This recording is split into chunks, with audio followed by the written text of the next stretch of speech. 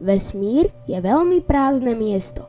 Objekty sú malé a od seba veľmi vzdialené. Na internete je slnečná sústava zobrazená vždy nejak takto. No skutočnosť je úplne iná. Ako veľké a ako ďaleko sú od seba planéty, ak by Slnko bola futbalová lopta o priemere 25 cm? To si teraz ukážeme na veciach, ktoré dobre poznáme.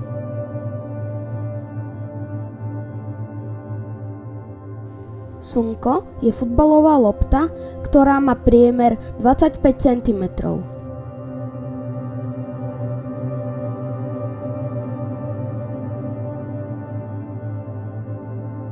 Merkúr by bol vo veľkosti menšieho zrnka soli vo vzdialenosti 10,5 metra.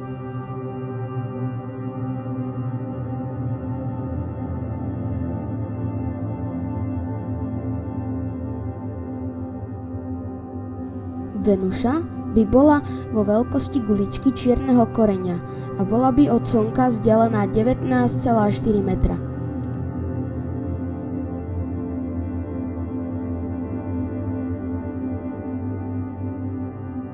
Moja najobľúbenejšia planéta Zem by bola tiež vo veľkosti guličky čierneho koreňa, lebo je len o trošku väčšia a bola by od Slnka vzdialená 26,9 metra.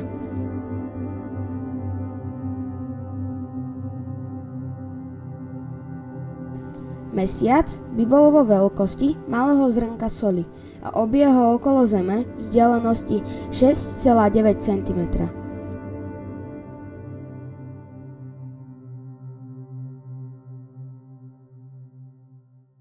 Mars by bol vo veľkosti väčšieho zrnka soli a obieha Slnko v vzdialenosti 41 metrov a ešte stále sa nachádzal na futbalovom ihrisku.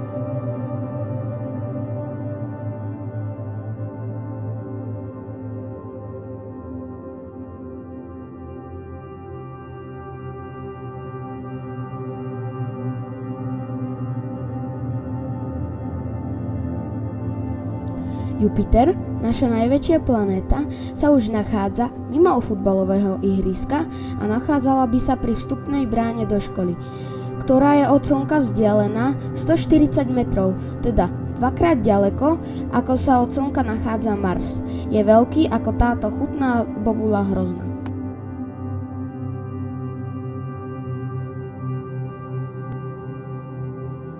Saturn je druhá najväčšia planéta slnečnej sústavy, len o niečo menšia ako Jupiter. A tiež by bola veľká ako bobula hrozna, nachádzala by sa niekde blízko brány do škôlky a od Slnka by bola vzdialená 258 metrov, čo je tiež skoro dvakrát toľko ako je od Slnka Jupiter. Saturn je posledná planéta, ktorú je možné zo Zeme vidieť voľným okom. Urán vo veľkosti čučoriedky sa opäť nachádza približne dvojnásobnej vzdialenosti ako Saturn a nachádzal by sa pred obecným úradom vo vzdialenosti 517 metrov od Slnka.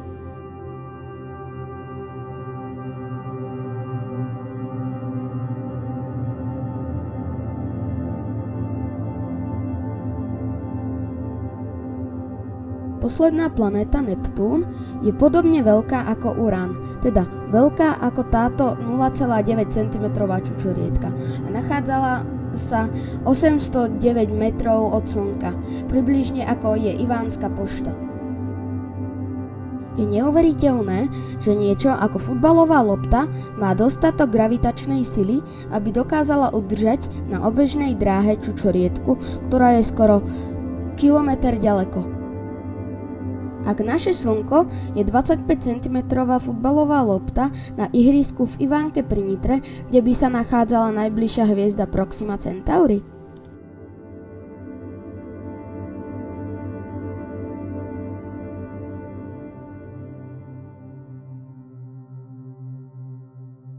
Niekde tu, v New Yorku. A keďže sa naša raketa pohybuje rýchlosťou asi nejak takto,